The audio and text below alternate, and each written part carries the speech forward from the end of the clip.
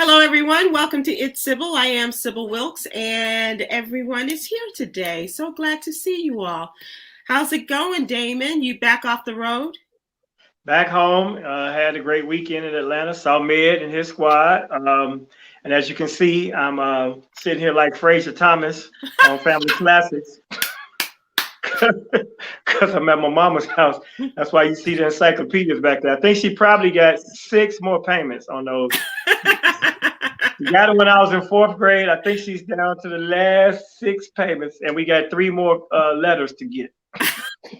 Well, if you don't mind letters from the 1970s, I think we got those for you if you want us to. Because I was at my mom's a few weeks ago when I was at your club, and I was like, where do old encyclopedias go? What do you do? It just seems like such a waste. But I mean, Yolanda has this thing about non-attachment, but that was a big investment. I got that Britannica at the house right now, my dad's house. Yeah. Strong Britannica. Right. Yes. And the world books, woof. And for me, being the millennial is like when we got the Britannica, that's when Encarta came. Encarta came on the disc, and Britannica became obsolete literally within months of us getting it, because then we got Encyclopedia Encarta, and it was all online after that. It was a wash. Yep, right after that last payment. Right. What's your story, Khameron? You still got them back there. Yeah, encyclopedias are back here, but I feel like the good thing is that it's still just like peer-reviewed factual info. There's nothing more bona fide than going into an encyclopedia peer-reviewed by dozens of professors who actually know what it is that they're talking about. So. Well, that's true, unless they're so dated they're saying there's a possibility that Richard Nixon could be impeached. It's like, right. I believe my encyclopedia ended at 94. I think 94. We're right in that Clinton era right now. Yeah, it depends on what your definition of is. Okay. All right, Mr. President. Okay. You just put it in perspective, and so those will go in the trash next trip home.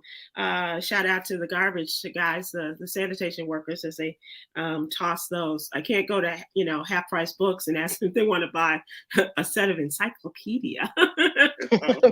It'd be hard for me to throw mine away. They still look good. They look like they're brand new. They look, and they're in the credenza, so there's like, you didn't have to dust them off and do all that kind of stuff in there. They look good. It's just it's crazy. But anything else you guys find is dated around your folks' house, or everything? Maybe my Khameron. Well, those of you lucky enough to have them, perhaps. Khameron, you just moved not too long ago. Did you guys do a lot of tossing? Did you find a lot of dated stuff? We tried. We had about 3 of those kind of like those like industrial sized dumpsters full of stuff. After a while, my mom just like sat my grandma down and said, "Hey, if you haven't used it recently, if it's not in like recent memory, then we're just going to toss it." And of course, when we first moved in, my grandma just started excavating just like the deep recesses of her memory, trying to figure out random things that we've never used before ever.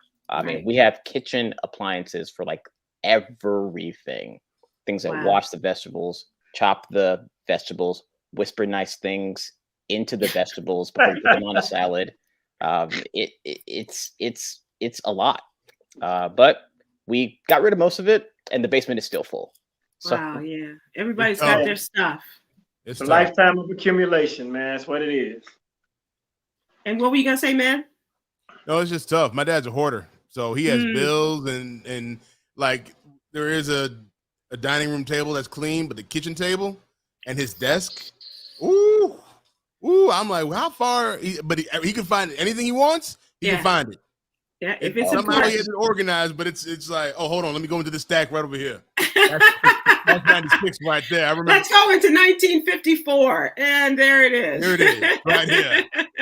Don't lose my find, though. I'm gonna put it right back when I'm done with it. Jeez. Yeah. Now this chair might look old, but it's new. But we went out and she bought a brand new old chair. But the thing I would say that's dated here is there's a radiator to my left. Oh yeah. Cool. Yeah. Good old cast iron radiator. How about that? Ooh. Man, I burnt myself in one of those when I was a kid. Yes, sir. You come off from the snowball fight and get right to the radiator, baby. Yeah. So we had an electrician. I had an electrician come to my mom's house this is a few years ago. And he could barely get his job done because in our kitchen is an original old Wedgwood stove. Wow. And he was like, "Oh my God, where did you?" And I was like, "It came with the house. My mother wasn't a cook, so it's still here." Didn't get a lot of use. You're like brand new, 1950s. Yeah. Exactly. The Wedgwood is a little askew, but it's a great piece of and I guess as I'm getting closer to selling the place, I'll find a home for it, or used maybe for storage. Yeah. Well, that's where I got putting my books in the oven, man, because that's what happens in my life. It's yeah, a cabinet. That's the latest model that Alice Cramden had. Right. And for those of you who don't know, Alice Cramden was a character on a TV show called The Honeymooners, starring Jackie Gleason and Art Carney. Yeah, to the moon, Alice. Let's talk about the something more up to date. That's the What You Need to Know newsletter. That is our newsletter that we curate in order to super serve the African American community with stories of interest and things that pertain to their lives. And Khameron is one of our contributors and talks about politics. This time, Khameron, you went a little to the right, or maybe to the left, I'm not sure, in terms of your story. Both in terms of timeliness and the subject matter. You gave a shout out to moms and talked about some statistics that relate to mothers just a few days after Mother's Day. Yeah, as if we couldn't talk about them or celebrate them enough. Ahmed, Damon, Sybil, let's talk about moms real quick. Pew Research Center let loose some data about America's moms. And the data is quite telling about the state of moms across the entire US. The average age in which Black mothers first give birth is 25. So, those of y'all saying, well, there they go having all them babies. They're actually having them at 25, which is a pretty decent age to have a kid. Likewise, it's been discovered that during waking hours, mothers with children under 6 spend at least 7.5 hours on childcare. So that's essentially a full-time job. And in opposite sex couples, mothers are less likely to say that parenting is more than they asked for. It is the dads who end up saying that they got more than they bargained for when they planted the seed, so to speak. Yeah, we know why too. Why is that? I'm curious. Yeah, because we have to deal with the child who's waking up, and then we have to deal with the mother who's tired because of the child. And so now we're dealing with both as the husband or as the father. You're dealing with the emotions of everything that's in there. I know when my son was first born and I was doing radio, I was sleepwalking into the station. I was done. I was like, because I got up and I took care, when I could, and he'd pop up 2 a.m, bright-eyed, bushy-tailed, and he'd say, "Hey, let's do this." And how would your wife describe that time? We were both exhausted. Yeah. It was just, I don't think I didn't think I could be that tired ever. I've never been that tired in my life. And not having gone through childbirth. Exactly. I didn't go through it, but I was exhausted. Dealing with that little just man. Planting the seed was enough for me, I tell you. I was done. My job was done. And now I'm over here just baby crying. I gotta get up. I told her, if we ever had another kid, Oh no, we putting the fridge in our room. We putting the heaters in our. I didn't want to think about that no more. Oh my God. And was the baby in your room too? Oh yeah. Oh, God. Oh yeah. It just said, I'm gonna kick your ass for these first 6 months. That's what I dealt with. Amen. And Damon, how about you? My son wasn't much of a hindrance in his early times. Unlike Med, I wasn't on the bus, but no fuss program. I was highly excited and involved, but I didn't have a morning show shift. I know you was back when you were doing mornings, wasn't it? No, I was doing mornings, I was doing afternoons, I was doing nights. It doesn't matter. That Yeah. baby kicked my butt, man. All that, yeah. I mean, but it's a full-time job because the worst thing is when you're trying to sleep and a baby or a toddler needs your attention. You know, you think you could just give him some cereal and take a little nap. No, you got to watch that kid completely. And my son, when he was really small, we had some deep dish pizza one time, and I never forget. I was downstairs, he was upstairs at the table, and he was choking on it, but he had the peace of mind to run downstairs and tell me. And so I had to give him the Heimlich because he had that deep dish piece of cheese. So after that, I wouldn't let an hour from him. He was probably 3 or 4, yeah. So yeah, it's been the greatest joy, man. How old is your son? Yeah, no, his birthday was yesterday. Yeah, his birthday was yesterday. He turned 8. You know, we made it to 8, but yeah, them first we made it to 8. them first 4 months, sketchy, baby, real sketchy. So Tom tells this great story about being out of work in radio, and his wife was working, and he had 2 toddlers under the age of 3. I think Bert and Ernie, I'm sorry, Killer and Thriller are less than 2 years apart.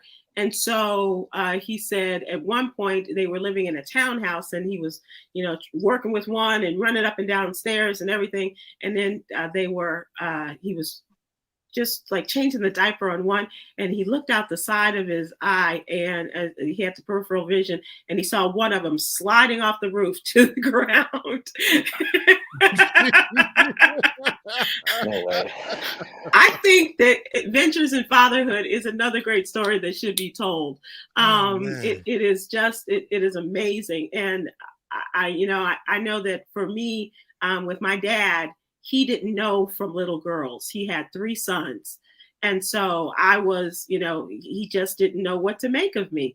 And just having those kind of conversations with guys and, having been accustomed to, as he used to say, rockheads all the time. And it's just, I think these stories are very interesting. So my point, Khameron, is I hope that when Father's Day comes around, there will be another study that talks about dads and the roles that they play. And especially, as we have talked here, was there anything in the statistics in the story that surprised you? Well, yeah, I mean, more than half of all mothers believe that no matter how much struggle and strife that they went through during, just like the whole thing, more than half of mothers believe that it's worth it no matter what, which is a bit like inspiring to me. I'm at that age where I'm receiving all of these like anecdotal parenting / marriage stories. And to see that people consider it a worthwhile process overall gives me hope. Whether or not I will pursue it, we'll see. But hold on, Cam. There was something else in that study that said that most of these moms said that they feel like they do most of the work while the dads. Right? Yeah. I want that one. Give me that I didn't one. I didn't want to take this to adversarial territory. Cam. I read it. Give me that one, Cam. Yeah, and as a matter of fact, I think we put it in the audio part of it. Yes, too. We did. Cam, give it to me. All right. So most moms feel like that they do most of the childcare work. They broke it down by hours. Moms are, do 7 hours. Oh, dads do 5. That on average, dads apparently do 5 hours. But most moms feel that they do most of the, childcare work. Yeah, I saw that. I'm like, yeah, we're putting this in the audio, baby. We're definitely putting this in the audio. All the pettiness of the mothers coming out. Hey, mothers, we'd like to hear. I can say this. I'll say this. I'm sorry, and I'll let it go. I was very, very involved when it came to Blake. because mom worked as well and I worked, and I just so happened to have a job. My wife works at a hospital. Blake can't go with her. I just so happened to work at a place at the radio station where they welcome little kids to be there as long as they didn't. And Blake was always really good. So to see the other men come around and them saying, like, I was changing his diaper in the studio, and they were like, man, I didn't change any of my kid's diaper. I'm like, huh? It was just like a theme I was seeing, that like the dads really had no part of that, like the younger part of the baby. So I get it, but being someone that was very involved, I was like, stop it. I will say, yeah, I too was involved like that, and the daytime caregiver, and as well as a radio person. So my son had he did middays a few times right in Chicago, and everybody from the radio, they all know him now to this day from coming around the station. So, but we're talking about mothers right now. I'm sorry. So, shouts out to the mothers. I won't spoil the Father's Day program. All right. I apologize. Yeah. I just knew what I read, and I didn't want to. Yeah, please don't come on with the Papa was a Rolling Stone report. We don't need that.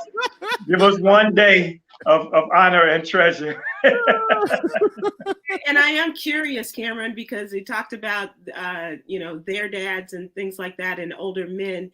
I am curious how they respond.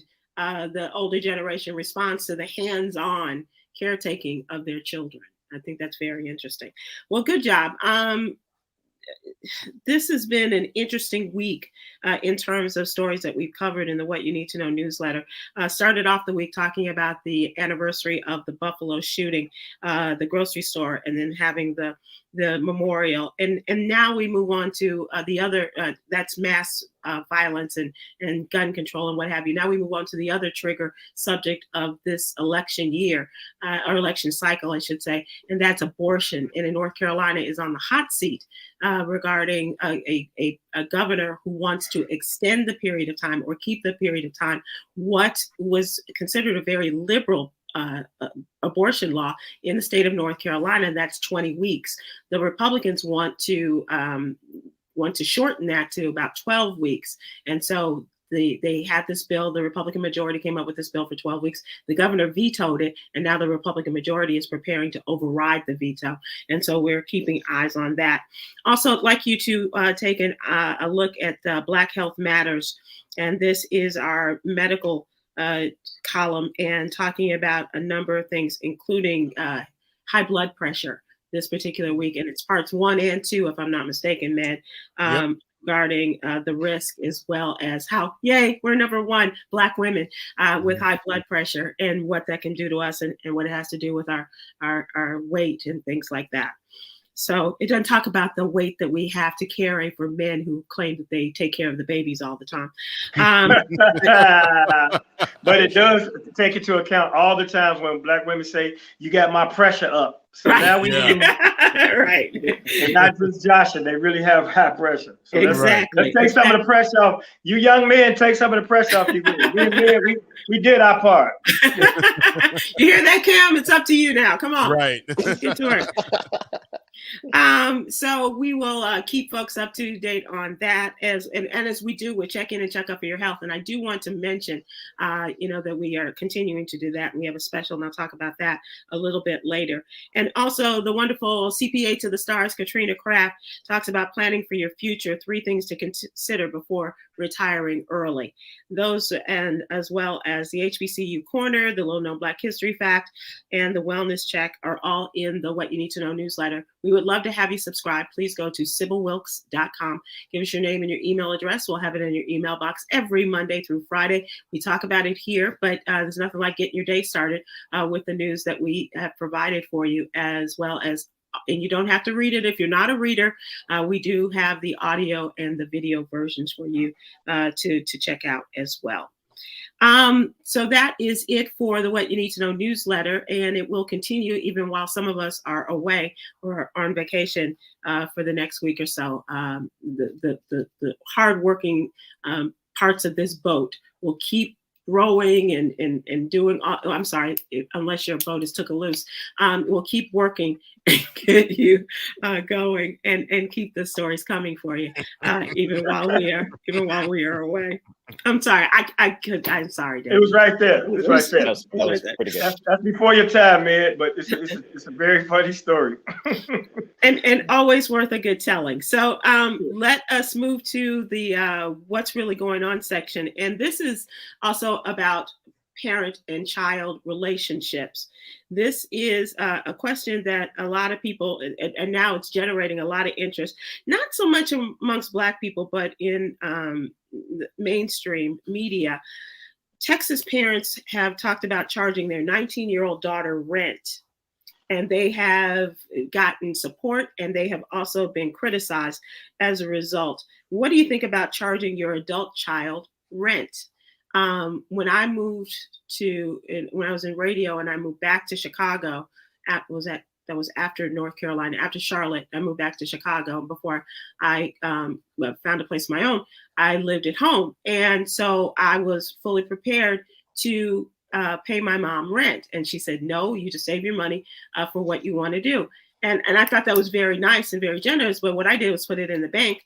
And then when I moved out, I was able to use some of the money for moving out, but also something for my mom in gratitude for her allowing me to do that. But what do you guys think? And she was very stern about the fact that, that I needed to save my money. So what do you think about charging your adult child? And this young woman, right after college, right after high school, and she decided not to go to college. And they said, well, if you're not going to do that, then we're going to charge you rent. And it was a nominal amount. I believe it was like $200 a month. But it has become a very controversial topic, as there are people on both sides who agree to disagree about how best to handle adult children living at home. So what do you think? This is our question. I think we need to go to Damon first on this one. Well, certainly you have been one who lived at home at some point. So definitely we will go to you, Damon, if you like, or Khameron, who wants to go first? Go ahead, Khameron. You had a laugh. I'm looking forward to it. Oh, it was one of those. Yeah, I believe that this is probably a thing. I live at home, and from where I'm standing, my mom is of the, hey, just keep doing what it is that you're supposed to do. Save your money up so when you get out on your own, you can have your own nest egg to, catapult you wherever it is that you need to be. And I'm saving for a down payment on a home. Been building my credit score up. I'm looking pretty nice here.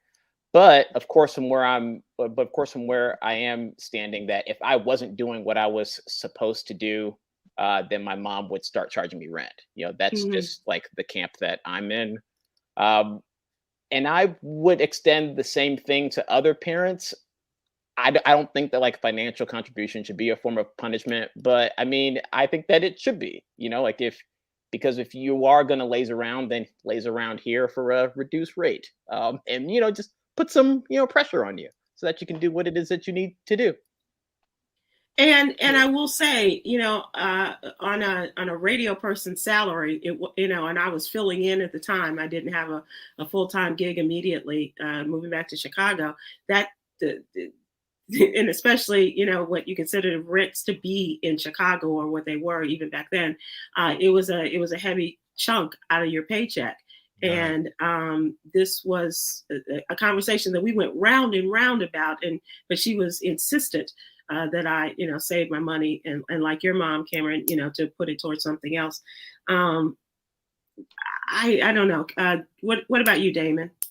Well, sitting here as giving an advice, I would say that under those circumstances, if you feel like you needed to instill the responsibility in your child that they have responsibility of rent and it's going to come, then you charge them, but you save it. And then when they're ready to move, you don't let them know you're saving it. Then you give it to them. Then you have the best of both of those options as far as them building a nest egg and them establishing responsibility. On the other hand, my son was like Prince of King. My son doesn't have to work. I will make sure he has his royal oak stone. And so I looked out for him because he did he met the bargain that I put forth with him. I said, I need you to get the 4-year degree. You do that, I got the rest. And he held up his end of the bargain. So when he came out of school, I had a place that really was my transitional home between marriages that he could move into. and could have. So he was lucky on that one. But you want to set your kids off with a head start past where you are as far as life goes. So if they're being disciplined about saving, then you let them save. If you feel like they're irresponsible about that, you make them pay and you save it. So that's where I stand on that. Yeah, that's a good idea. I think it's up to the parents. Like, how did you raise your children? Like Damon said, the issue that we have in our community is that we don't prepare our kids to be on their own. Like, I'm seeing it now with now like the older millennials talking about, investments and, making sure that their kids are set when they go to, off to college, or if they decide not to, they have properties for, things like that. That's being talked about now. That never was talked about before. You know what I'm saying? That wasn't even thought about. And I think that that if you're a parent who thinks like that, prepares like that, then I can understand that you trying to get your kids in that position. And it's like, stay at home, do what you need to do, things like that. I think that, like Damon said, and Khameron, if you're doing what you're supposed to be doing, if you're either A, going to school, B, working towards something, then I don't think you need to be paying rent. I didn't pay rent, when I stayed in my parents' house until I was ready to go. I started working, he knew I was in school. But once I graduated from school, I moved to Chicago. I moved back to Chicago and, lived in my cousin's house. And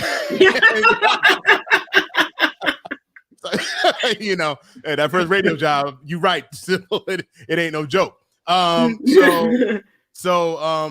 you're doing what you're supposed to be doing, I think that as a parent, you should be helping your child get to where they need to get to without any deterrence. If you want to use that opportunity to get some money off of them and save it for them, great.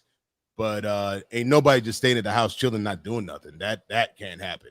There you go. And it depends on the parent circumstance. If you need that $200 a month, you might contribute. Then there's that. So, And learn some responsibility that way too. That's absolutely right. I think we have some comments from folks, Yolanda. Our friend Michelle Lynn Sumrall on Facebook said, if my adult child has declined my offer to pay entirely for college or be independent otherwise, I'm going to need some cash. If you're an adult, you pay bills or rent or something. Wow. Yeah. I think for some of us, having to learn responsibility at a younger age, and my mom was pretty insistent upon this. And my dad's like, you're not going to spoil this child, and yet, even because I wasn't only, I got a lot of things that a lot of my friends with siblings did not get. But my mom was very insistent upon knowing how to pay my bills and taking what came into the house, or at least a large portion of it, because I never saw my mother's paycheck as a Chicago public school teacher until going through her effects after she died.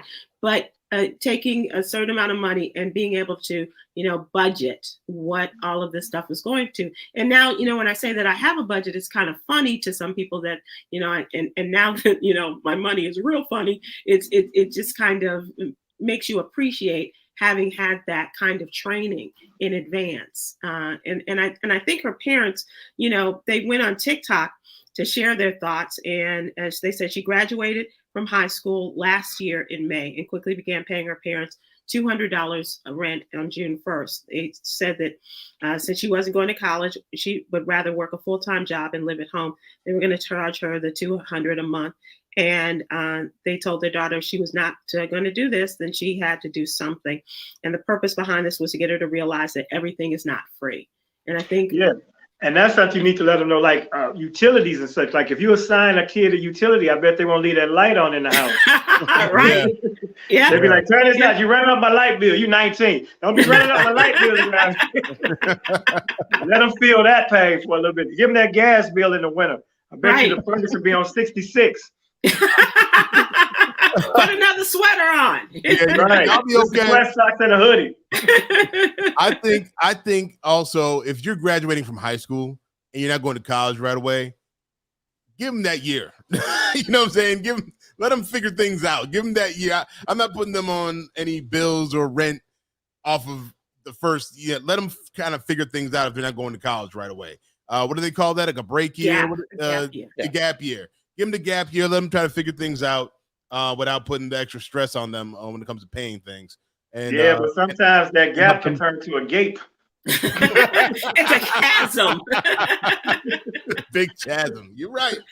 But as long as you're communicating with your kids, plans and try to, hey, you got 6 more months. Hey, what's the plan?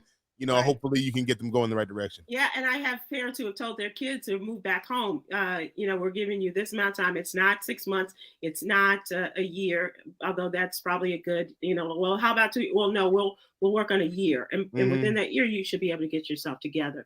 Carolyn Jones Jameson on Facebook said, why not? You don't live anywhere for free. My rent ain't like other folks' rent. Pay a bill, buy groceries, something, right? Yeah, I mean, when I was living with, my dad had like a much harsher policy than my mom did. When I was staying with my dad, I had to wake up at the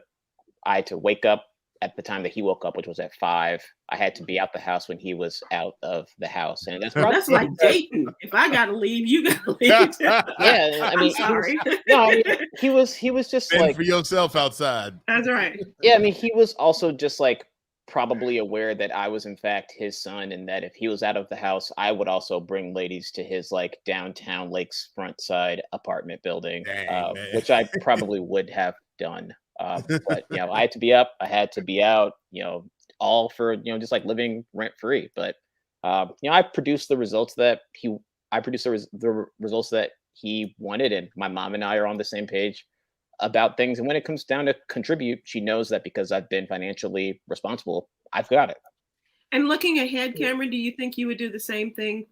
Let's just take your little cousins or nieces or nephews or somebody as an example, or younger sisters. Would you do the same thing with them in practice for when you may have children? Oh, my younger sisters can tell you how financially liberal I have been with my coffers to them.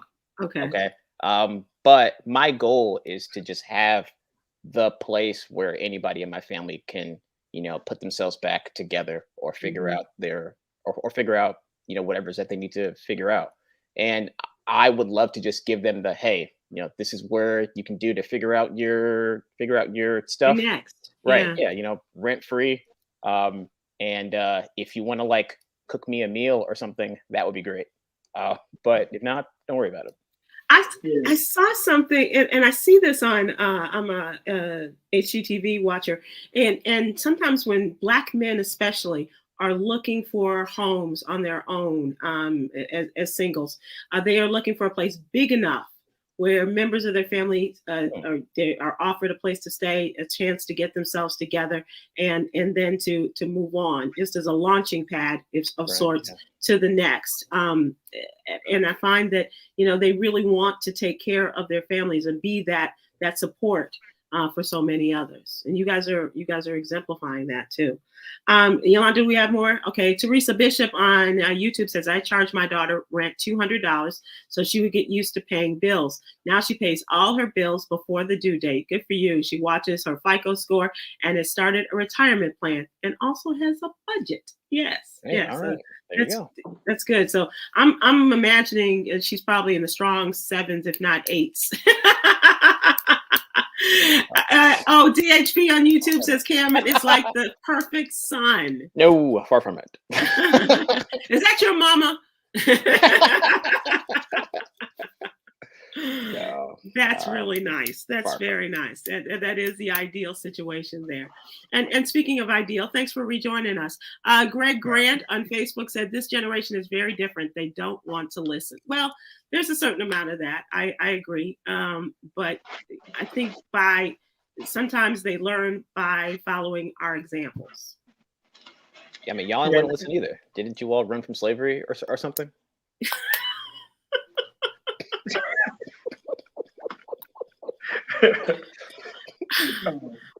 Yolanda, I had to step away. I had a delivery for my mother some food, and I didn't want him to do all that. So I'm back. Okay, Mr. Uber Eats. Yes. CM Williams on Facebook said, wherever you lay, you pay, whether it's your house or someone else's. Good on you. Yeah. It depends on how well you lay. Okay, well, if you're doing it right, you should also be paying a cable bill or something. No, sometimes if you lay right, you ain't got to pay nothing. Nothing. Okay, I must Not not a have been doing it thing. right. Okay, all right. Yolanda, we got a little less than a minute. Do we have any other folks that want to speak up? Okay. All right. Anybody want to close this out and a suggestion to this family or kind of wrap it up? Well, I'll wrap it up. First of all, Cameron, your father was, he set an example, but he also treated you like a jump off. I hope he didn't leave money on the dresser.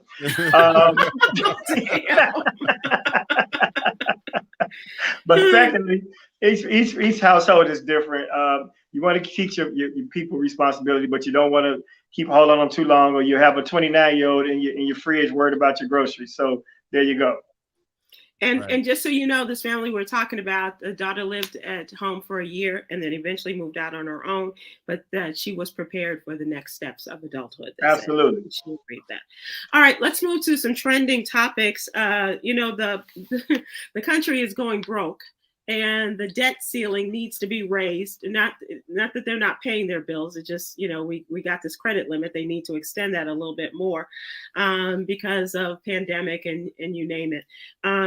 Now they are coming up to June 1st, which is the date the Secretary of Treasury says, Janet Yellen says, this is it. This is doomsday. If we don't get an agreement between the White House and Congress to extend the debt limit, we are screwed. Our credit limit is going to be bad. People's 401ks, people are not going to be paid, including members of the military. A lot of pensions are not going to be paid. Social Security, Medicare, Medicaid, everything is going to crash, including the stock market has a possibility of that. Let's get moving. And so they really kind of slow poked along. And Kevin McCarthy, as Speaker of the House, came up with his own plan, which is to reduce the federal budget, take that money and put it towards the debt limit or the debt crisis that is at hand in order to reduce that. So the Democrats not feeling that. We've never had to do it with any other president. All Republican presidents have had the agreements with Democrats. Democrats have had the agreements of Republicans. And you guys are the only ones that are causing a problem. They had one meeting.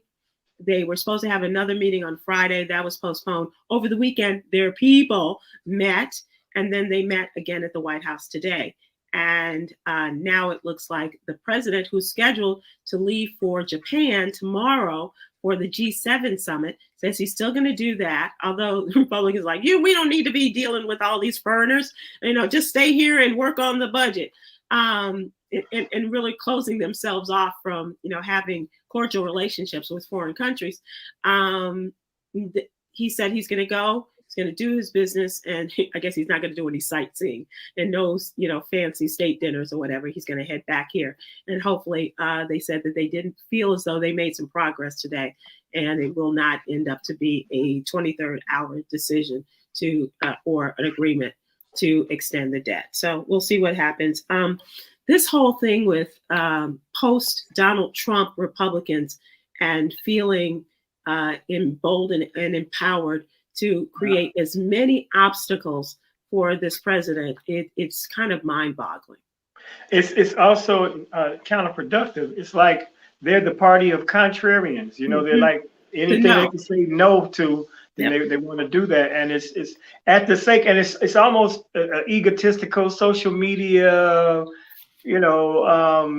popularity situation versus policy and what's right and best for the country. It's like it's the soundbite generation. They want to get a quick clip and talk their mess. And DeSantis, that guy, we think Trump is bad. Some of the things he's trying to pull right now, we really need to be concerned about what we're going to do going forward. But they cannot let this happen. The actual policy should be to reduce the budget, but where would they reduce it? They won't reduce it in the fat areas where the defense contracts and things of that nature that are inflated. They'll hurt social programs first, and that's what would be the problem. And Damon, they're not willing to take a salary cut either. Of course not. When the government shuts down, they still get paid. Yeah. Wow. Yep. No, I mean, this is how, and this is where my ire with politics comes into it. It's where you're bargaining with the lives of Americans to get what you want. And it's not so much what Americans want, it's what the you decide politicians want for themselves. Right. To, as Damon says, get the sound bite, to make themselves look good. Why? So they can get reelected. Because all politicians do, once they get elected, is start planning their reelection. That's right. They go That in. is all they do. They don't really work on politics. They work on policies and bills and things like that or make a good headline and make them look good so they can get reelected. And look right at the now, guy who lied his way into Congress. You know, he was the first one to announce his my guy reelection. George. Yeah, George Sanders. Yes. If you want to call him that. I don't know if he goes by guy these days. You never know. Whatever he wants to be. Is he him? Whatever pronoun you want to be. Whatever they do, whatever blows their skirt up, I guess. Yeah. He did wear one, you know, he saw him in Brazil. Had a good time. Khameron, I thought I might hear some conversation from you about the first day of the historic Black male mayor in the city of Chicago for the first time in almost 40 years. Brandon Johnson sworn in yesterday, and in his first day in office, he signed some executive orders in the initial early hours of being mayor of Chicago. The first of 4 orders seeks to boost youth employment. That's great, by instructing the city's Office of Budget Management to analyze resources in the fiscal year that are available to fund youth employment and enrichment programs. The order also instructs the mayor's office to coordinate youth employment and activities among city sister agencies and city departments for summer internships and community service opportunities. Was anybody else a CETA worker? I knew some, but I never got a CETA job. But I was always a CETA worker. I was envious of them because they would have that nice check toward the end of the summer, you know. And yeah, I knew some CETA people, but I never got a CETA job. Yeah, I was a CETA worker, and it was I'm trying to think. I don't think Harold Washington was mayor at the time, but it was a Comprehensive Employment Training Act. I think that was the acronym, and it was an and for me, mine was what else? School teacher. I worked in a school for the summers, and so which made me realize I just can't do this for a living. But I had some fun times, and most of my difficulties were with teachers, not with the kids. But I was thinking about this the other day, and wondering what the mayor has planned, Khameron, for young people in the summers. And having been a young person, I think he understands, and understanding what the challenges are for our young people getting jobs, being able to make some money, perhaps stay out of trouble, and in light of the challenges they had in the downtown area a few weeks ago, one of the first warm summers. What do you think about his executive order? Well, I mean, the city's getting warmer. You know, people are being out more. You know, kids are being out more, and the mayor's trying to be responsive, you know, in whatever way that he can. He sort of, you know, just like caught the lightning in the bottle, so to speak, with trying to get ahead of the fiscal year. Mm-hmm. State budget just came down, city budget's rolling out. I think the hurdle that like a lot of people aren't really talking about is how do we like make these programs and make these jobs look appealing to young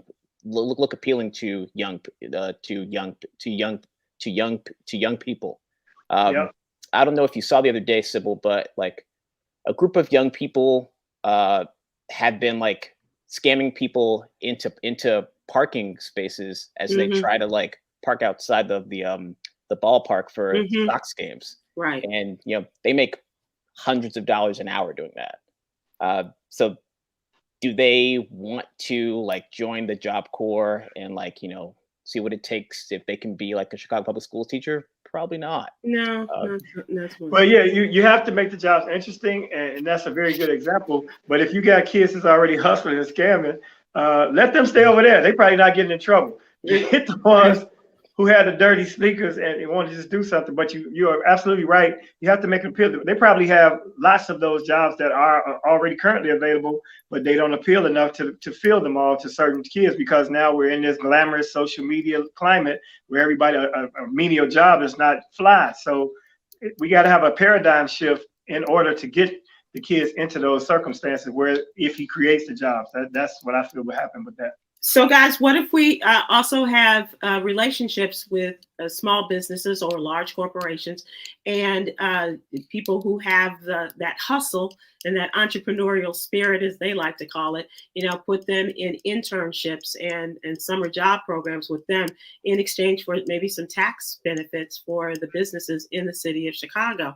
They love to bring in, the large businesses and promise them the moon with tax cuts, but, do this in order to, first of all, help your young people in the future of your city, as well as do something for the businesses that are doing something for the city of Chicago.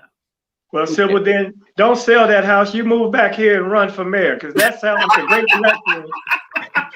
She'd be like, I'm your mayor until November. Once it gets cold, I'm out of here. Okay. I gotta go. And I gotta go back to the F. Gotta be like the flight jock. Okay. Gotta go back to Dallas. I think the interesting thing when it comes to jobs and our young people, my father-in-law is like an electrician and things like that. So, he said one day, like he was walking home and he had his gear on, and like some of the young kids looked at him, kind of laughed at him. You know what I'm saying? Like looking up, when it's a hard work, where it's a good job, good paying job, but when they see, that's not them. And the crazy thing about it is, and I've had, when I was driving Uber, I had plenty of conversations with people who had some of the most interesting jobs in the world that you never hear of. Right. It's just you don't have the opportunity to see them or be around them. So when you said that, that idea of opportunities to intern and things like that, because getting an internship is almost impossible if you're not going to college. Right. And so where you hand out the internships at? Right. It's like they need apprenticeships. They need to bring back apprenticeships to trades like your father's, and that would do it. To be honest, we need to bring back what was the school? feasible occupational programs that a kid can see himself doing and understands that from A to B you will get paid. Washburn. That's what I was trying to think. That's what it was. They used to 39th Street. Yeah, they used to provide, and this may have been before your time, Khameron, but they provided training for young people who were not going to go to college, but they had incredible programs. And as you said, in trades, whether it was electrician or plumbing or steel work, and they also had a really good culinary department, and so they had developed some really fine cooks and chefs in these programs. The Washburn Trade School is what it was called. I have a question for y'all, because my wife used to talk about this. She said when she was a kid, she had summer jobs every summer. Every summer they would like provide jobs for students and kids, and she was like, no, every summer me and my sisters had a job that we would go to, whether it be painting or it doesn't matter. They would give us jobs. Passing out things, downtown. And it gave you exposure to areas of the city and in a safe manner, too, in which you may not have been exposed before. Yeah, because just like that job you never see Black people doing, the man who come out with the little sextant or the fake telescope and paint little stuff on the ground. I know it's probably a survey. And you walk out your house and then your sidewalk is all marked up. Yeah, you never see nobody Black doing that. He out there 10 seconds and he gone. I need people to learn. We need to know the title of that position and what it takes. It look pretty easy to me. He look right here. He look right there. He spray right here. Then he out to the next house. That's right. Sometimes it's an arrow of a woman. Sometimes it's a man, with the plant a little flag and gone. Out. These are, it's food for thought. And Khameron is someone who has had, a number of jobs growing up in the city of Chicago. What do you think about the idea of exposing them to and getting businesses to hire them, exposing them to different ways of living? I mean, I've seen a few programs with that kind of model work, and when you take the kid that hustles, that's like really like that's really proficient with that kind of mentality, and then show them how like their tools and mindset translates to that kind of world, their eyes really light up. All of the sudden they feel a lot more competitive, and they feel like a lot more empowered. It's really, I mean, it fills my heart with joy. Like, I mean, every time when I have that like very personal impact, in like someone's in a child's life. Unfortunately, though, I find that I find it being a lot harder to. I find it a lot harder to like. I find it a lot harder for businesses to like see value in those like one-on-one mentorships. I mean, that costs time, that costs time and that costs money. But I mean, that's where, advocacy comes into play. And I think if you are social minded enough and civic minded enough, then you will have people within your organization that will be of like mind and understand the value. And it's not necessarily something that's going to come back to you financially every time, but it will be something that will be on your crown of glory at some point and be an example to others of what is available, and especially to save our city.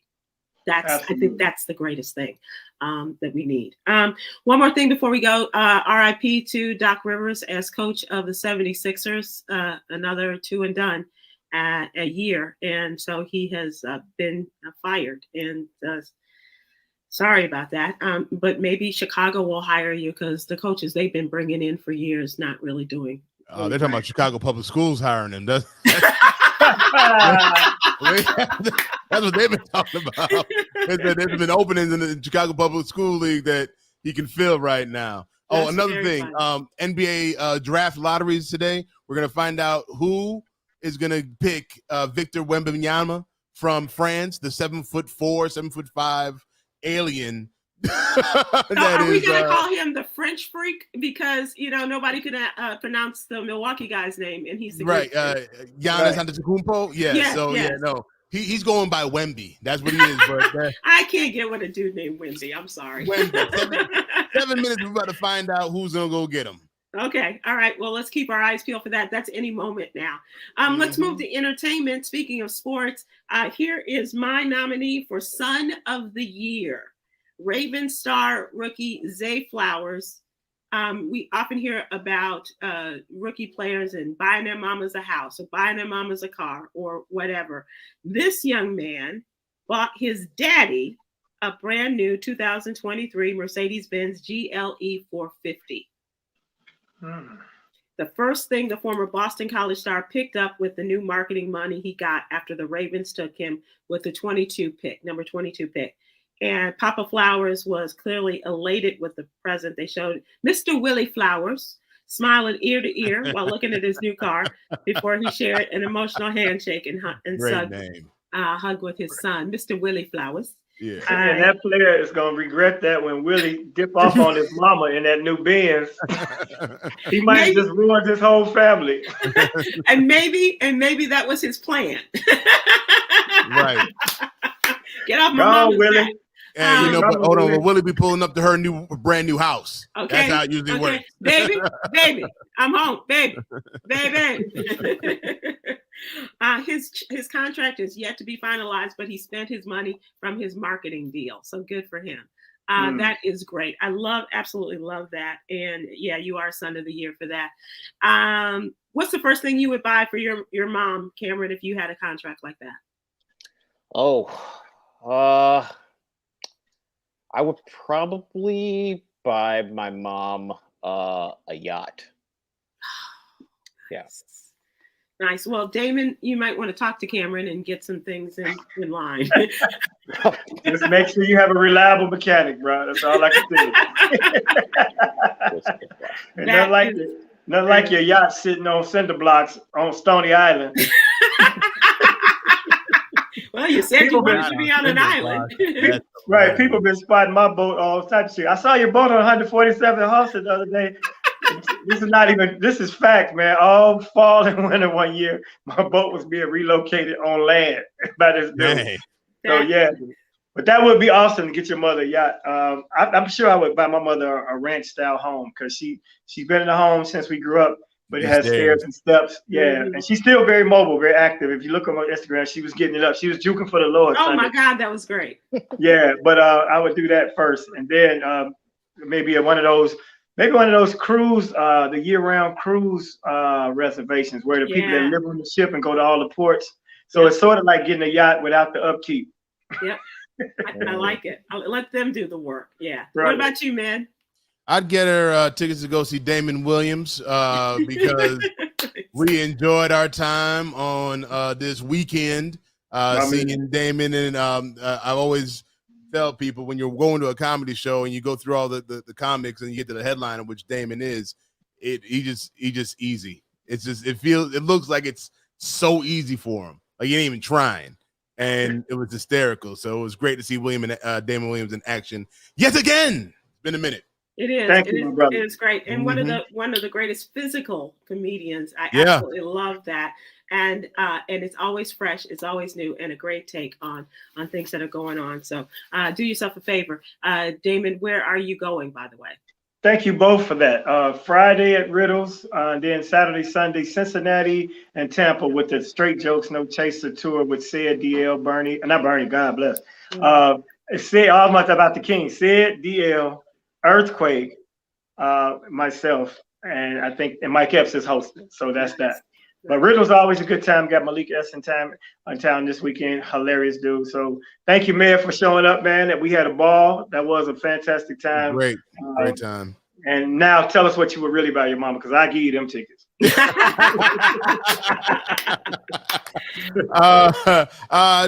like the boat. My mom would have a house, so I'd get her a boat. Nice. We're going to close this out with the jewel. And speaking of giving people things, Yolanda's theme this week is non-attachment. The root of suffering is attachment, considering practicing the principles of non-attachment. Okay. But